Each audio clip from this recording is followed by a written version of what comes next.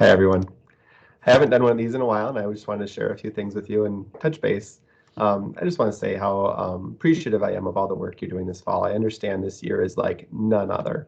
When I walk up and down the halls of our schools and look in classrooms, I see a lot of really great things happening. I say it as a superintendent. I also say it as a parent. I see what's coming home with my kids and just the normalcy that they're finding in so many different things this year. And I want to take time and thank all of you for that. That's every one of you playing a big role in making that happen. Some things, some updates I want to share with you today too. Some conversational learning plan has been taking place. I know a lot of you are watching the county numbers, just like we are here. Numbers are increasing, and we're seeing some increase in numbers in our buildings as well. We're looking at them on a regular basis. We do have an advisory committee. It includes community members, board members, teachers, students, administrators, a number of different people on that committee. We met and talked about those numbers and what it means for us as a school. Right now, we're going to stay in our hybrid model. We're not going to change at this point. The committee met and we talked about it's not just that county number that's a big piece. It's looking at what's happening in our schools as well. Looking at how many kids are out, how many staff are out, why are they out, and what impact does that have on different classrooms and different things that we're seeing. We still have a very low number of actual positive tests within our district. The number of students, I know you look and you see a number of students who are out. We have a number of kids out right now who have been close contacts or who have some symptoms. Part of that with the symptoms is the symptoms that count to quarantine for COVID reasons are things that are so common this time of year. Stuffy nose, a sore throat, a headache, some of those things that we see a lot of right now. So the reasons kids are out isn't necessarily because they're a positive test, and I would say we're erring on the side of caution in those cases as things come up. So watching that, I think that's something, as we met in the committee, some of the students in the committee talked about seeing different kids out and different friends out for school. I think some of that we need to maybe remind students too that just because someone's gone doesn't mean that they have a positive COVID test. It could mean so many different things that student's gone.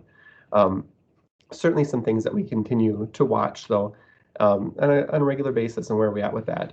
One of the questions that's come up a lot this week to me is the community testing that's going on and what does that mean for us? Is that going to mean a whole lot more positive cases?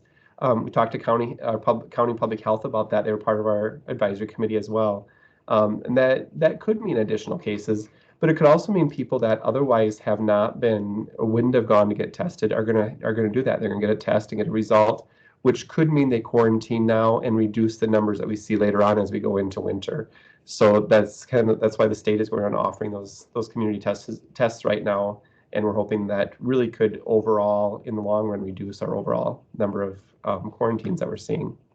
One of the suggestions that public health gave us when we met, it was a good one. They talked about doing a close contact audit. So thinking about one student for one day and what are things that we could do to reduce some close contacts within that. Some things that probably wouldn't be too hard for some of us in some situations to do. And sometimes it's just recognizing that maybe there's something there that we hadn't noticed before.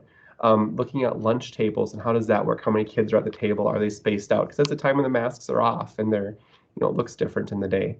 I know that we have a lunch looks different at sites this year than it has in the past, but something to think about. In the hallways, are kids remaining, when they're walking in lines on the halls, are they spaced out? Are they maintaining that social distancing in there? And also the before and after school is a piece that we have to always think about. And I'm not talking about just like in our activities before and after school, but thinking about before and after school, even when we're not here and talking to kids about trying to maintain some of those protocols there.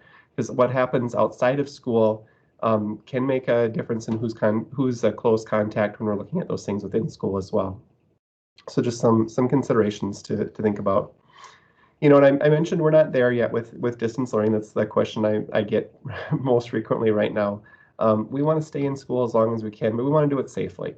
So that really is something that we do take very seriously. It's conversations we have a lot. But knowing that day could go to distance learning, another piece that's come up with that conversation is what does that look like in the classroom? So I do encourage you all to give that some thoughts. What does distance learning look like for you in your classroom? What are your expectations going to be for your students? And have you communicated any of those with students? It's something that we haven't put a lot of focus in probably yet at this point.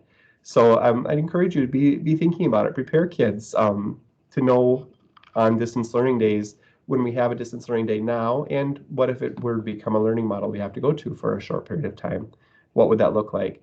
And I would encourage you, as you're thinking about distance learning within your classroom, try and make that look as much like a regular school day, whatever that is right now, right? But how much like a regular school day can we make it? How does it look and feel like what's happening in your classroom right now for the students? From our office here, we're going to work on some community communication going forward so we can share expectations on some of these things with families too that we probably haven't done a very good job of yet this fall, and I want to get some more things shared out with our families in that perspective.